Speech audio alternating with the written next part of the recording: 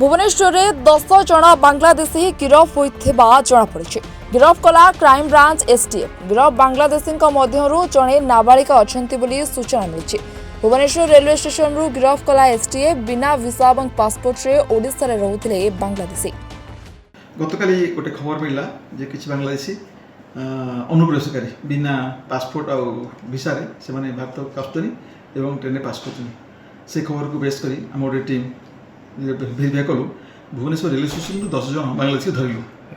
सेथुरु 3 जन थे स्त्री लोक, 6 जन थे मेल और जड़े जुवेनाइल थे। और से पचार से कहते कि वेस्ट बेंगल आसाम दे बेंगलोर जाऊँ बोली कौन पासपोर्ट कि वीसा ना। तेणु जेहेतु से सेक्शन 14 फरेनर्स एक्ट रे अफेन्स कले आज नहीं कोर्ट में प्रोड्यूस कर भारतीय टंका सेकेंड थिंग हूँ फर्स डॉक्यूमेंट सब जमा पड़े जो पचर लिग्रे खोजले जमा पड़ो। बेंगलोर चलिए से सब चलो जो आधार जो खबर सब मिली जहाँ इनफर्मेशन मिली बाहर देखिए कौन।